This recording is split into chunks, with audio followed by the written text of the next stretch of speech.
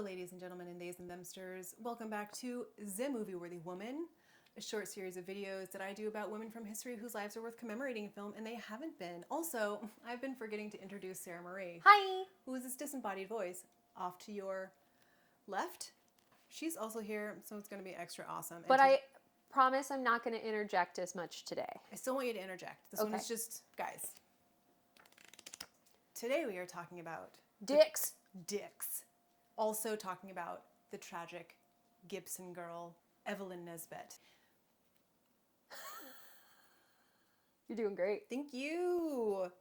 So she was born in 1884. AD. So I don't get confused again. She had several nicknames that include, but are not limited to, the Lethal Beauty, American Eve, Mistress of Millions, Girl in the Red Velvet Swing, and she is the quintessential Gibson girl. What's a Gibson girl? Oh, I'm so glad you asked. A Gibson girl is the personification of ideal female attractiveness as depicted by Charles Dana Gibson, who was an illustrator in the early 20th century. So wait, what? So they're pictures, they're called Gibson girls, and they're beautiful illustrations he did of women. What would be our version of that? Like a picture by Annie Leibovitz? Or Pin-up pictures. Oh, okay. Right?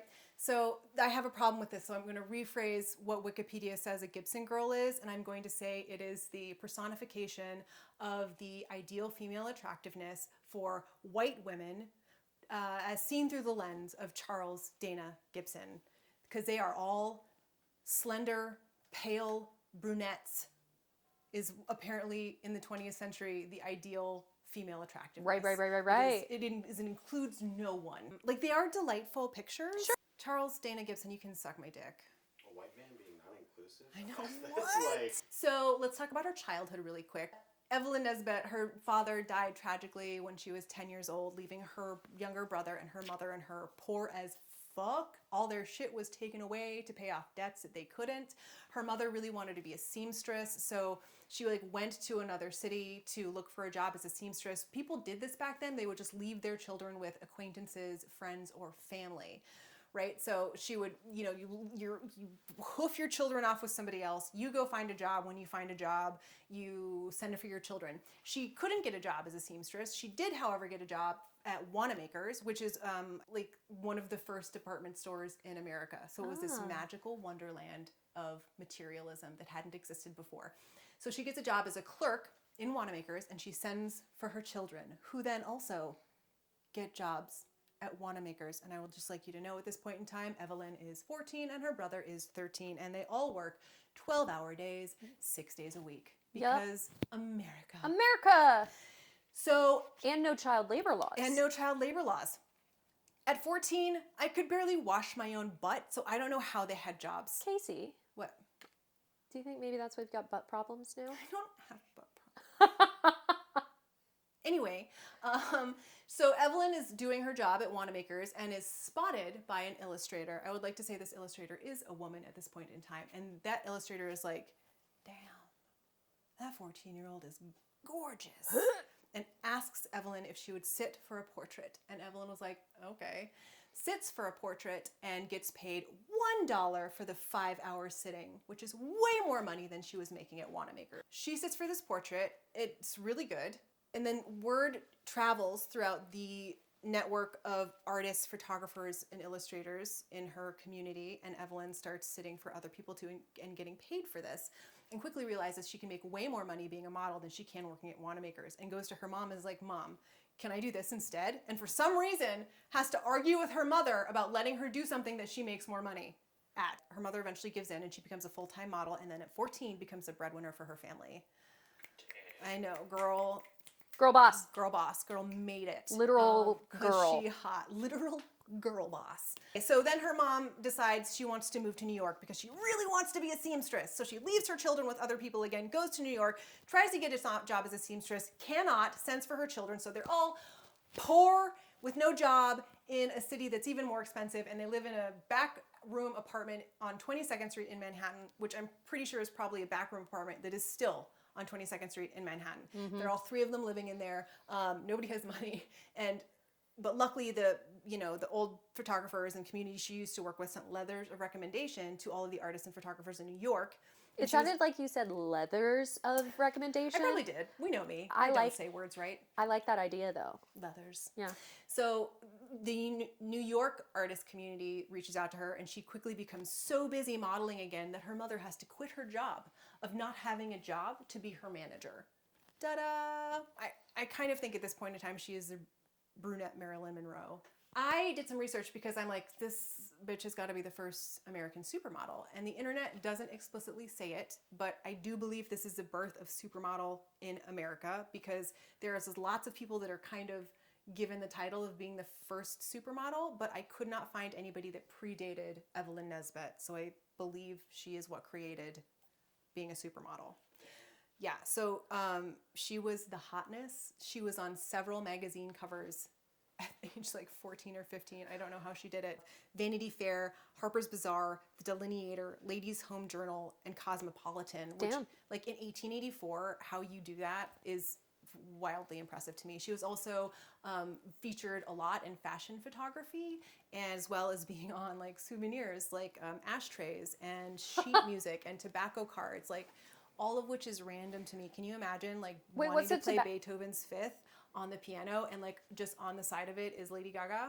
What is a tobacco card? Tobacco card are tiny cards that they used to have. I'm assuming they came in tobacco boxes or were just sold as collectible items with pictures of people on them.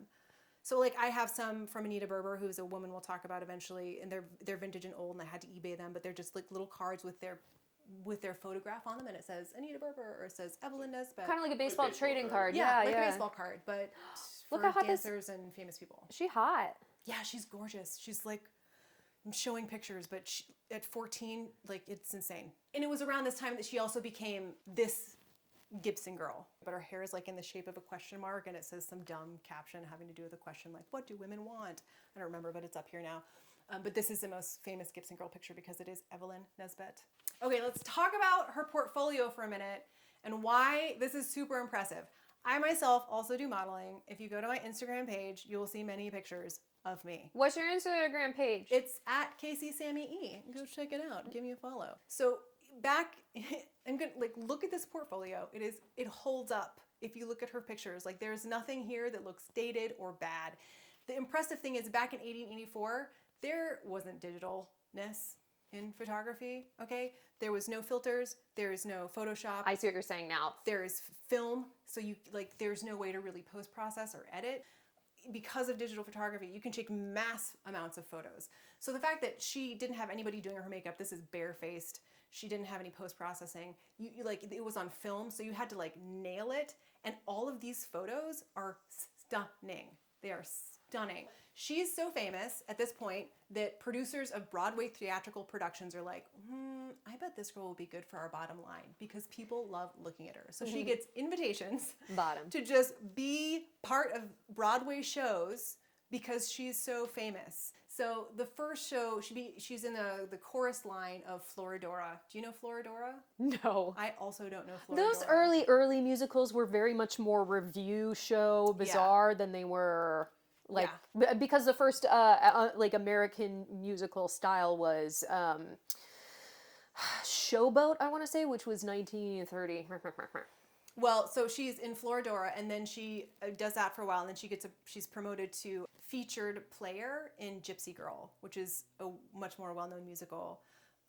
And she has like a speaking role, and then like the tabloids and the newspapers just take it away, and they write about how amazing it is to see her, how beautiful she is, how magnetic she is. To be in the same room is wonderful.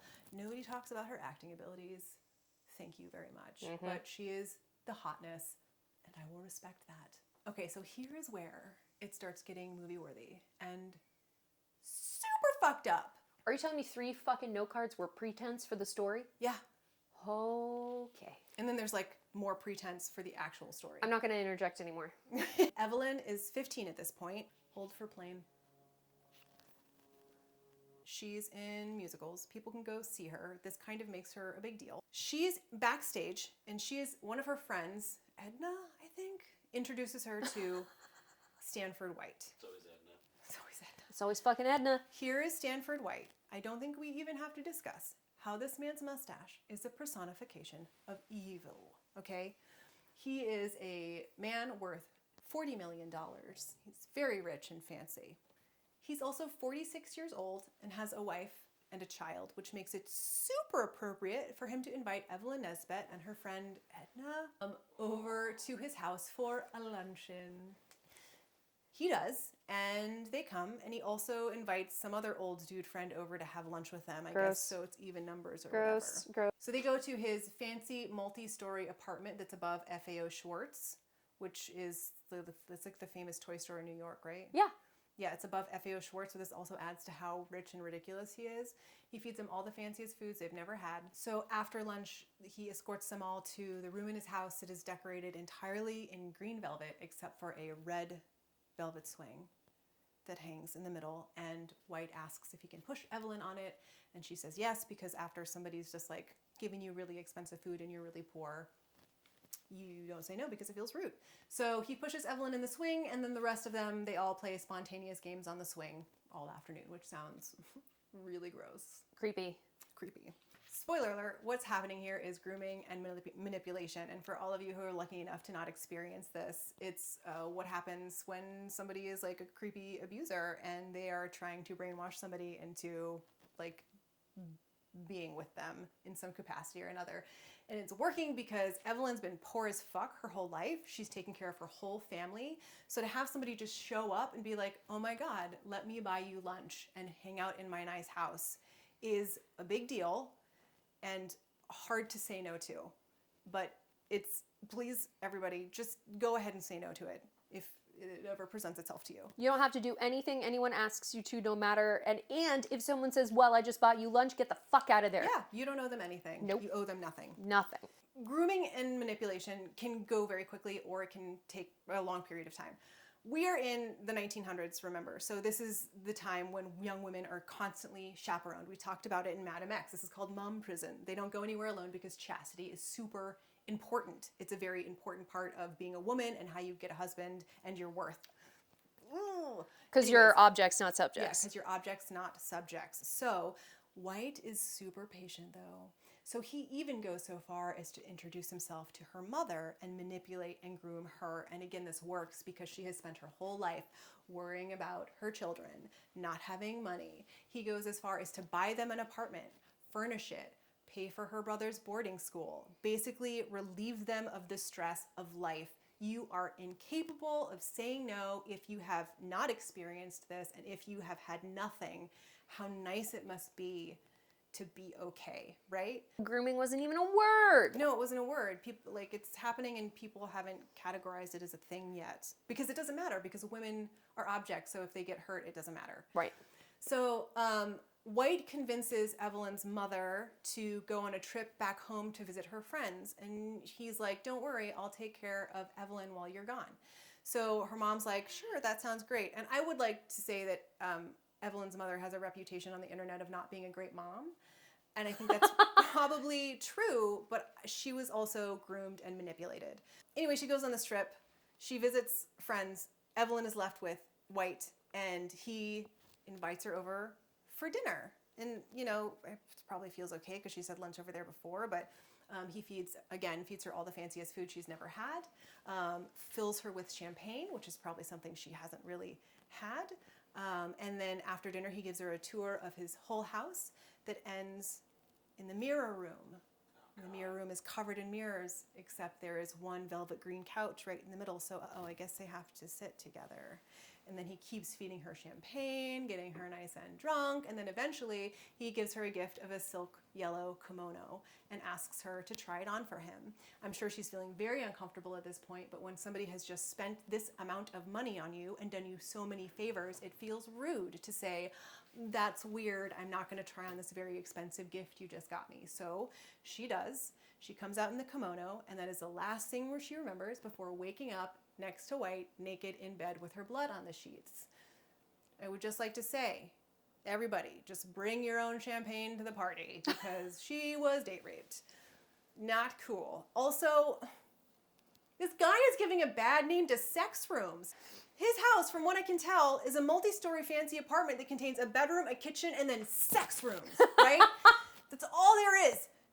what he cares about. I don't know where his wife lives or his child, but it's not in any of these sex rooms because they're not ever spoken of. His sex rooms give sex rooms bad names because if you have them, great, but if you are taking underage people, and I don't know, there's probably no age limit in this time, but let's be real, it was still gross back then. If you're taking underage people to your sex rooms unconsensually to do terrible things to them against their will, and you have to drug them to do it, your sex room is giving sex room bad names.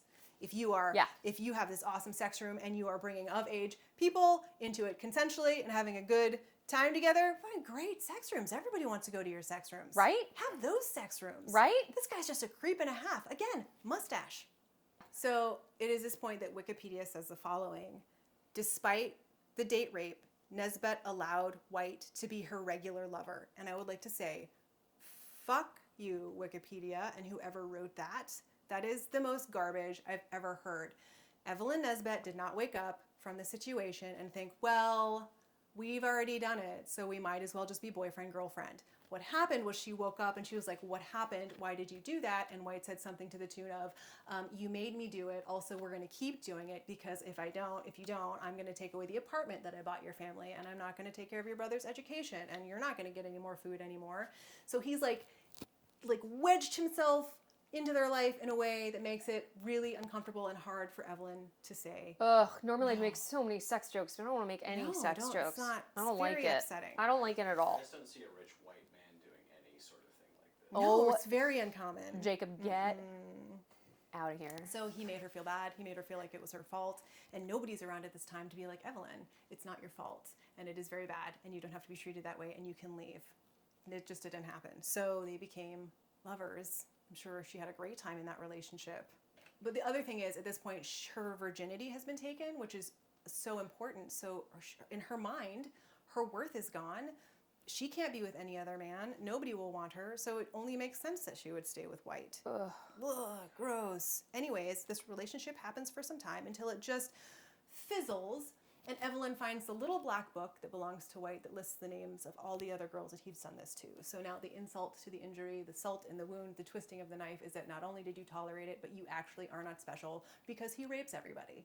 Then there's this brief moment of wonderfulness in her life where she meets John Barrymore, who is like super hot and her age and in love with her, and they want to get married. But because White has moved from creepy lover to like weird father figure in her life, he decides that they shouldn't get married and so sends Evelyn away to boarding school so that they can't spend time together. Great. And then enter Harry Thaw. Harry Thaw. Wait, what happened to the other dude? Did he just go away? He's like, This didn't happen. too hard to get to her because she's in boarding I school. don't know. He kept them apart. Ugh. I know. Harry Thaw is also worth $40 million and mentally unstable. He went to see Evelyn's show 40 times in 1 year. That is 12 weeks shy of being once a week. This is clearly mentally insane because nobody needs to see a musical that many times. They weren't even real musicals yet. They were all just reviews. It doesn't get better. It only gets worse the more you see it at that point. It wasn't. It was not cats singing dancing cats. Yeah. So he thinks Evelyn is the cutest ever because she is, and introduces himself to her through an intermediary as Mr. Monroe. Okay, so he keeps courting her and grooming her Oh no. as Mr. Monroe until one day he's like, the truth. I am Harry Thaw, the multimillionaire, heir to a throne of $40 million. And he's miffed when Evelyn doesn't think that's a big deal because the only people she spends her time with are creepy people that are worth $40 million. She's like, what's the news? The cycles that take place in Evelyn's life are incredible. Here's this cycle. Harry Thaw decides to befriend Evelyn's mother and convinces them all to go on a trip to Europe together and see the sights. So while on that trip, immediately Evelyn and her mother start fighting real hard, so hard that Evelyn's mother is like, fuck this, I'm going home, have a good time, and leaves her with this guy. Oh my god. As soon as she leaves, Harry Thaw starts pressuring Evelyn to marry him.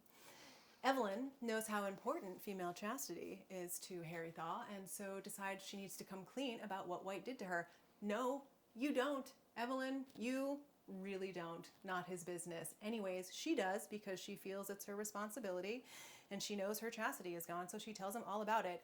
Thaw responds by blaming her mother and then they continue seeing Europe, and then they end up at this house where they're going to hang out for 2 weeks, where he also locks her in a room and sexually abuses her for 2 weeks until he decides that he should let her out and they should go back to New York. He rapes her? Yes, for 2 weeks in a room that he doesn't let her out of. Casey, why? Because it would make a great movie. Anyway, they go back to New York, and Thaw once again starts pressuring Evelyn to marry him, and he tells her he forgives her for what White has done to her. Thank God. I think maybe I was wrong about white. You think white guys. you think you're wrong about rich white I'm guys? starting to notice a pattern. Huh. A cycle, would you say? This one gets even better because he wants to marry her. I guess Evelyn eventually says yes, and because Thaw is worth $40 million, an heir to $40 million, he has to get approval from his mother. So his evil mother agrees to the union, but tells Evelyn that she has to give up her acting and modeling and can never talk about her past life. If you are familiar with abusers, you know that this is like the most cliche move ever, and they do everything they can so that you don't have your own stream of income, are trapped, and can't take care of yourself. So quit your job and move far away is like what they always say. Evelyn agrees for some reason. I also find this extra hilarious because his mother is helping him abuse this woman by completing that part of the cycle. It's so weird. They agree, the marriage is agreed upon, and on her wedding day, Thaw decides he gets to pick out her dress. And do you know what he picks out for her? What? A black traveling suit. And just communicates to everybody that she's not a virgin. How humiliating for Evelyn Nesbit. Also, the only reason we get married is so that we can wear a dress and eat cake. I'm sure there wasn't cake because this wedding is already terrible and he took away the dress from her. So time goes by, they're married, and all of a sudden they want to take a trip to New York, and they get tickets to the Rooftop Theater in Madison Square Garden to see a musical. And oh my God, it just so happens that, oh, I forgot to tell you something. We're going to rewind real quick. We don't know if Harry Thaw has an actual thing for Evelyn Nesbit or if he's only going after her because he doesn't like White. Because he thinks White kept him out of specific social circles, and he thinks White is a womanizer. Correct. But there's like a fugue there. Is that a word? Feud? Feud. Thank you. I was like, fugue is a musical thing. There's a feud there of some capacity. So fast forward back to where we were. They go to this musical in Madison Square Gardens, where it just so happens that White is there seeing the show, and so are they. And Thaw insists upon wearing this very heavy overcoat over his tuxedo the whole time and not taking it off. So it's no surprise when during the finale number, I Could Love a Million Girls, Thaw Abraham Lincoln's White 3 times at 2 feet. Okay, so technically, are we going to call it Abraham Lincoln, or are we going to call it the guy that assassinated Abraham Lincoln? What's that guy's name? John Wilkes Booth. Yeah, are we going to call it John Wilkes Boothing? That doesn't have a ring to it. I understand now. Yeah, okay. but also he's watching a show and he's shot in the back of the head. He's been Abraham Lincolned. He got Lincolned. Fair enough. Lincolned. Okay, all right, okay. Lincolned him 3 times at 2 feet, killing him dead. This is known as the crime of the century. And there's a song in Ragtime that goes, crime of the century, and it is disgusting. Now that I know Evelyn Nesbit's history. We're going to talk about that in a minute. Ugh. We're going to talk about it in a minute. I hate also, this. when he shoots him, he yells either, "You ruined my life," or "You ruined my wife." We don't know which it is. Different people say they heard different things. Either are applicable. This crime became so huge so quickly that a film was released a week later called Rooftop Murders. I know Jacob, my cameraman, is making this face. Because if you've ever done any sort of film production, you know it is literally impossible to write, produce, shoot, and edit a film in a week, especially when it's not digital, it's actually on film. Well, they got this shit out immediately. It was probably silent, so the director probably got to yell at them instructions the whole time, right? And it was probably, I don't know how long they were allowing feature films to be. 2 reels? Yeah, two-reelers. Probably short, right? Yeah, real short. I don't know, but they had this shit out in a week. That's how big of a deal it was. So the other great part about this is that in all of this, Evelyn became the least sympathetic character because... Wait, what? It just keeps getting better, Sarah. Oh my God, why? Because The story is she promised herself to 2 men, and that's what caused this, was this creepy love triangle that was all her fault. So this goes to court and trial, and then she now has to divulge all of the details of White's rape in front of hundreds of people. Luckily for Thaw, she's his wife, so she doesn't have to talk about that abuse. And evil mother-in-law shows up and is like, if you do not support my son in court, we will not give you any money. And let me just remind you about how she told Evelyn she could no longer model or act and had no income of her own, so her only means of survival was this family's money. So then she was forced to support her husband in court. Yep. The stepmom spent a ton of money on a legal team to say that her son suffered from temporary insanity, which they called a brainstorm back then. And that's why he suddenly killed this person, but he wasn't actually guilty of it because it was temporary. There was also a long list of other crazy things that he had done, because I mentioned he was mentally unstable, and he was mentally unstable, and if that list got out, it would have been quite obvious that he was not temporarily insane, but just insane. Yeah. Okay, so there was so much publicity around this event that this was the first time in history that a jury had to be sequestered. To put in perspective how large this crime of the century was, it was bigger than O.J. Simpson, it was bigger than Tonya Harding, it was bigger than the Kennedy assassination. There was a second trial at which Thaw was found not guilty on grounds of temporary insanity and was sentenced to involuntary commitment at a state hospital for the criminally insane. Yay. And so he was put away. Yay. But then hired another large legal team, because they're very rich, to prove that he was sane and should be let out. This was taking too long, so he escaped, ran away to Canada. Canada was like, we don't want you, sent him right back, but it didn't matter because by that time, they'd done a good job of convincing everybody, proving that he was sane, and so he was released. Boo! Yep. What happened to, can you at least, did the man with the mustache, did he at least meet a horrible end? He died. He was shot 3 times in the head. Oh yeah, I forgot. You forgot. I got so sidetracked by how terrible everything was that I forgot that something nice happened. That man was murdered. No, he was murdered. Yeah. He was murdered right in his mustache. He was shot right in the mustache, well, behind the mustache. Drew the mustache, though. Yeah, so here's my problem. Evelyn Nesbit's story is continually usurped by this crime of the century. It is never her story. It is told through the lens of this murder that she literally really didn't have anything to do with. I would like to take this moment to apologize to Evelyn Nesbit and use my powers as Pope to give her a redo. So please come back to Earth, be your hotness, be a supermodel, also be a top dom, so you can like spank some dudes. Man, I hope she reincarnated as some boss ass bitch like what's that one that does the burlesque dancing who's wonderful? Dita Von Teese. Dita Von Teese, yeah, or something like that. I tell you, she reincarnated and she lived this cycle over and over again until she figured out how to break out of it. Yeah, and then she broke out of this. You know what? She came back in the self-help, and then she picked up a book, and she was like, "This is gonna be the hardest thing I ever do." And then she saved many a woman through her self-help. I would absolutely do a film about Evelyn Nesbit. Oh my god. I am torn, though, because would I do a film about the telling of her life, which it arguably deserves to be told because it hasn't, or like the film about like a modern telling of it that also shows her like seeing what's happening, making the right decisions, realizing she has worth even though she was raped.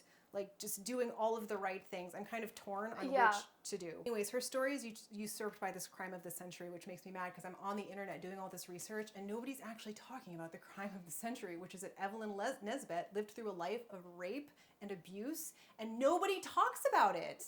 They're all talking about this story about one dude murdering another dude, and like Evelyn being like kind of the cause of it. Nobody's like, what really needed to happen was we need to ask New York to literally still apologize today for the decisions they made, that both men should be put in jail, because the problem here, not was one man killed another, was that 2 men raped and abused Evelyn forever. And nobody, the system was part of the problem. And the system was a problem. And nobody told Evelyn that it's not her fault, that she still has worth even though she was raped, that she didn't have to settle for one guy that raped her because he took away her chastity. Like, nobody told her any of the right things, and nobody is on the internet being like, what the fuck is everybody else talking about? This needs to be reframed through a different lens. You know what I would do? What? I would do some revisionist history storytelling, kind of like Tarantino did with Inglourious Basterds, I would go back to like stage it in this proper time, but this proper time would be right on the cusp of their version of the Me Too movement, right? And then like right as all this shit is finally wrapping up, the Me Too movement happens, and then she gets to burn them both to the ground. Yeah, this is in history. It's also referred to as a love triangle, and I would like to say that is also inaccurate because there's no love involved. Evelyn was not with White when she was with Thaw. She did not promise herself to two different men. They were unrelated events. So the fact that the internet is still saying that is also gross. Gross. Stupid. Ugh. Do better, internet. Do better. Here is a problem. There is already 3 pieces of art about Evelyn Nesbit, 2 movies and a musical, as I already discussed. Rooftop Murder came out a week after. It is entirely gossip. I'm sure I have not seen it. I tried to find it. If you know where it is, I would love to see it because I want to know what that looks like. It's, I'm sure, very slanted and incorrect. Then there is the film The Girl in the Red Velvet Swing that came out in 1955. It is a fictionalized telling of her life and the situation, so it's inaccurate and probably paints her as a villain. And then there's the musical Ragtime, which is very popular and very famous and won many Tonys. And it is by Terrence McNally. And I would like to take this moment and say, shame on you, Terrence McNally. And also music by Stephen Flaherty. I can never say his name right. Music by Stephen Flaherty. Flaherty. Shame on you both for the garbage that you made that everybody has watched because you paint Evelyn as a money-hungry, gossip-worthy, like bottom feeder, terrible woman who's like supporting her husband because she just wants to get his money. And like the imagery that's left in everybody's mind is Evelyn in this musical sitting and swinging in this red velvet swing, which is like in our mind very razzle-dazzly and romantic and what a like fun image to see. But really all the movie The Red Velvet Swing did and Ragtime was forever Evelyn is sitting in the icon of her rape. Where it started was that red velvet swing, and she is forever sitting in that swing. And I have a feeling Evelyn would like to get the fuck off that swing. Oh, thank you. Thank you. Nobody's told this story well, and it really deserves to be told appropriately and framed appropriately. I'm so curious too because the musical came out in 1996, which is fucking shameful. And it was based on a 1975 novel of the same name by E.L. Doctorow. Surely he didn't do a good job. No, I read a little bit about the novel and it was also very fictionalized. Yeah.